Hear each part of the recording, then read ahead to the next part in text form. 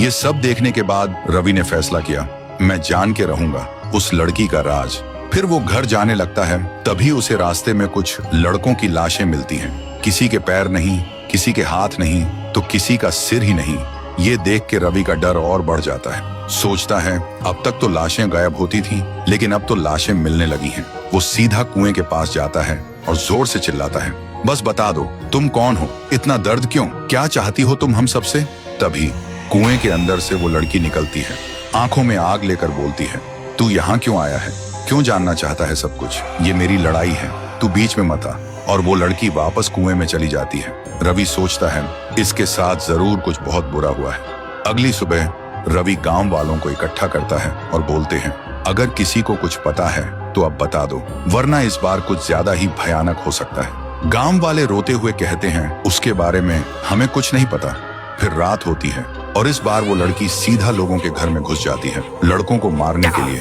हर तरफ सिर्फ चीखें थीं, लोग डर के मारे इधर उधर भाग रहे थे। तभी रवि उस लड़की के सामने आ जाता है और लड़की उसे जोर का एक थप्पड़ मार देती है। रवि बेहोश हो जाता है। जब रवि को होश आता है तो देखता है कि वो एक पुराने घर में है, जहाँ कुछ लड़के किसी राज की बात कर रहे होते हैं। और फिर जो रवि सुनता है उसका दिमाग हिल जाता है। वो लड़की कोई और नहीं, गांव की ही एक सीधी साधी और मासूम अनाथ लड़की थी। नाम था मीरा। एक दिन मीरा स्कूल से घर जा रही थी, तभी कुछ लड़कों ने उसे छेड़ना शुरू किया। मीरा चिल्लाई, मैं सबको बता दूंगी। तभी उन दरिंदों ने उसे उठाया और जिंदा कुएं में फेंक दिया। वो चिल्लाती रही मगर किसी ने नहीं सुनी उसकी चीख। और मरने से पहले मीरा ने एक श्राप दिया, जब मेरी चीख कोई नहीं सुन सका तो अब हर चीख में सिर्फ मौत होगी। गांव के हर लड़के को मैं ले जाऊंगी एक एक करके। इस सब सुनते ही रवि घबरा जाता है। अब वो सब कुछ समझ जाता है, ये बदला है, एक आत्मा का बदला। अगली सुबह रवि पूरे गांव को सच बताता है। सुन के गांव वाले गुस्से से भड़क उठते हैं और कहते हैं, उन दरिंदों को वही मिलना चाहिए जो मीरा के साथ हुआ। फिर गांव वाले उन दरिंदों को पुलिस के हवाले कर देते हैं और रात को पूरा गांव कुएं के पास इकट्ठा होता है। सब रो रो के कहते हैं, मीरा तुम्हारे गुनहगारों को अब सजा मिल चुकी है, अब हमें छोड़ दो।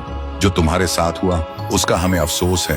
तभी कुएं के अंदर से एक रोशनी चमकती है और एक ही पल में वो रोशनी आसमान की तरफ उड़ जाती है। तब से गांव के लोग सुकून से जी रहे थे।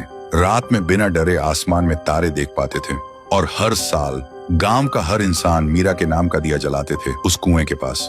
तो दोस्तों, अगर तुम एक अच्छे इंसान हो और तुमने मीरा के दर्द को दिल से महसूस किया है तो इस वीडियो को लाइक करो और कमेंट में एक दिया जरूर छोड़ना।